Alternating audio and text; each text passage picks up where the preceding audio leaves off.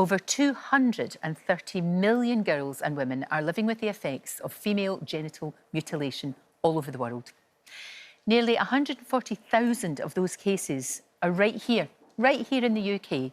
Well, today is the International Day of Zero Tolerance, and it highlights the need to end this practice, this barbaric practice, for good. Well, my next guest was just 6 years old when she was subjected to this. The procedure happened to her in Somalia, and Hibo Wardere has spent the last 14 years tirelessly campaigning to raise awareness. Joins me now. It's so good to see you. We've spoken many times over the years. You never give up. No. What keeps you going, Hibo? What keeps you going and keep doing this? Yeah, the 6-year-old me is first of all, the most powerful person in me that makes me keep going. My daughters, seeing them thriving, not having the traumas I had, living with it makes me going.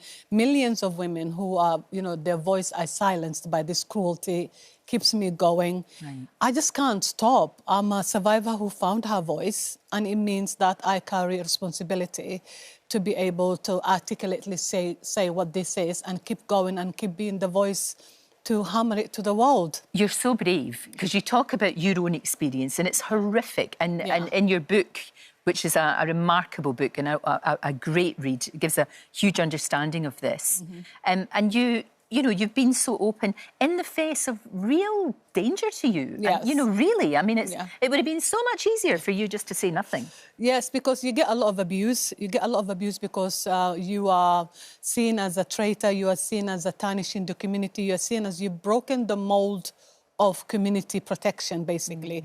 And how dare you speak about this? How dare you say anything bad? How dare you make our community look bad? But it's got nothing to do with our community. It's a part of, our community that is causing death and destruction. Yes. And it's about time that we actually said what it is and talk about it and bring it to the open and protect our, our innocent youth that are generation of tomorrow. So it's all about that. And whatever comes your way, you're going to have to take it under the chin and keep going. Well, exactly. And we can't dismiss this. We can't, sit here thinking, oh, well, that happens over there. Yeah. To those people over there. Yes. It's actually happening here. It's surprising. Which is horrendous. Yeah, it's surprising how people still today, Lorraine, 14 years later, we're still telling people it's not away from you. It's here in our British soil. It's happening here. First prosecution, for example, was a 3-year-old girl that was taken to Whipps Cross bleeding and saved.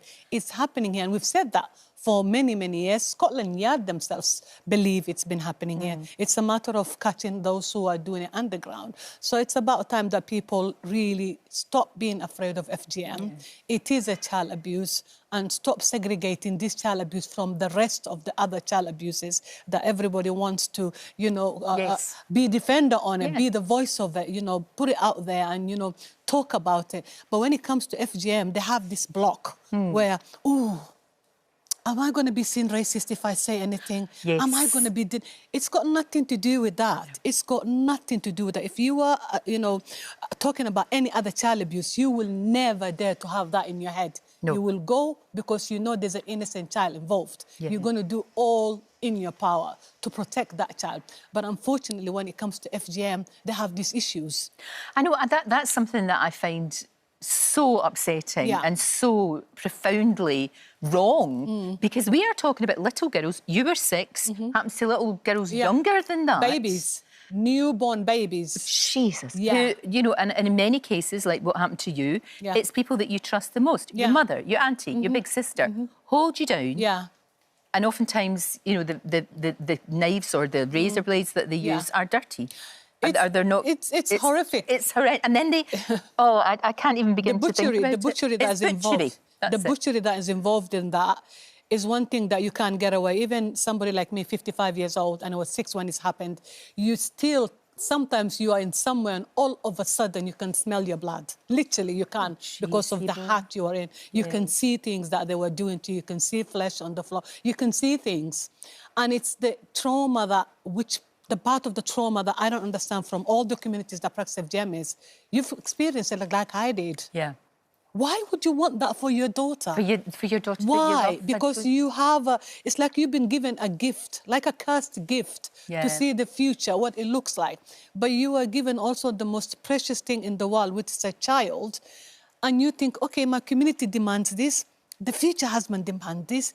I know how I suffer. I know how I suffered giving birth, being intimate, having period, but I'm going to subject that to my daughter because I am expected by community. That's the worst betrayal on parents on behalf. But what I think a lot of people don't understand is why this is done. You know, why they would cut young girls and why they would... For my mother's generation, that was their life. It was like, if they didn't cut their daughters, nobody's going to marry them. They'll be shamed. There'll be all sorts of names. The honor of that girl will be gone. But we don't live in those eras anymore. No. You live in beautiful UK. You have, you know, all your rights given to you as a woman, and you still think, I'm going to do that because still I want my girls to marry my community. But you don't know that. You don't know who's your daughter going to marry. You don't. I just want to raise daughters who are, you know, happy and achieving and they are. They're thriving. My 27-year-old literally has become a doctorate now. Oh, fantastic. And my 22-year-old went to, you know, what do you call it, Imperial and did a chemical engineering. Wow. My 18-year-old wants to be an artist. And I see that and I feel like I wish I had those kind of opportunities. Of course. I wish I had. We weren't raised that way. But they still continue to do this because these are a group of women who have been in this country like I have been over 35 years, can't say one word English, don't know nothing about this country, never integrated, never had an interest to know where you live.